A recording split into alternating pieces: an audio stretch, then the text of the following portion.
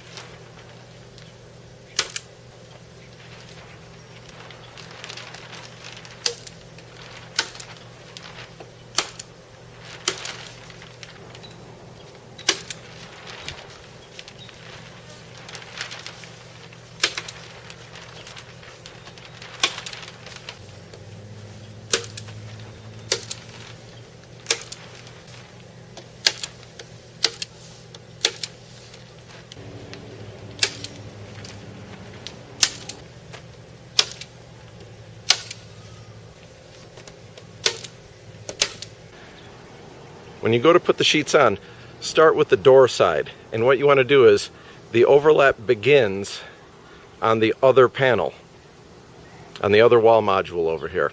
Begin the plastic on the other side of the corner.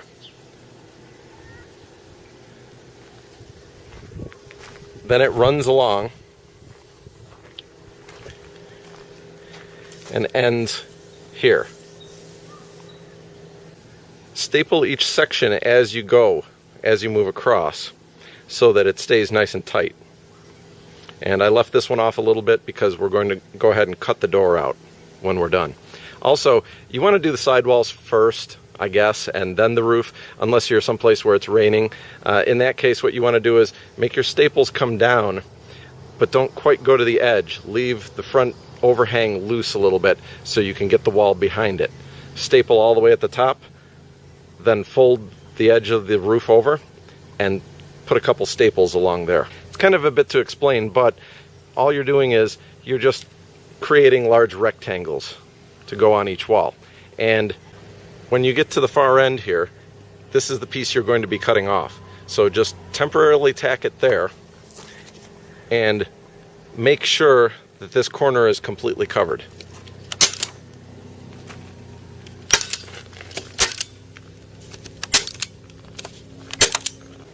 Once it's securely stapled, use your knife and trim all the way along here.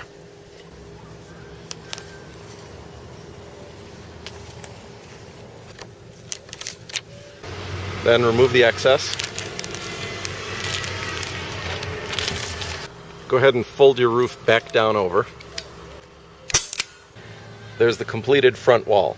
Now go ahead and place 6 more of these around the outside, overlapping each one. Also, what you can do is you can run silicone down each of the corners here. As you notice, there's 2 ribs from the 2 adjacent walls. Run a small bead of silicone down as you do the overlap, then apply staples right on top of the silicone. This keeps the plastic from flapping, the little extra edge here. After all your overlaps are complete, what you'll want to do is add wooden trim over each one of the uprights in the walls and on the roof ribs, just like I showed in the other video. They can be screwed on. They could be molding like this. It could be a thin strip of metal. You'll have to figure that out for yourself, whatever's cheaper in your area. Putting one of these at every wall upright and on every roof rib will clamp the plastic to the wall so that the plastic can't be torn off, because the staples won't last very long. You could also run one horizontally across here to clamp the transition between the roof and the wall. It's totally up to you. Next video, we're going to get into how to build a door and how to finish the roof hatch up on top.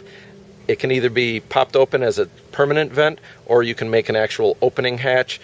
Many different options up here, and I'll show you a couple of them. This is what it should look like if you've done a nice job.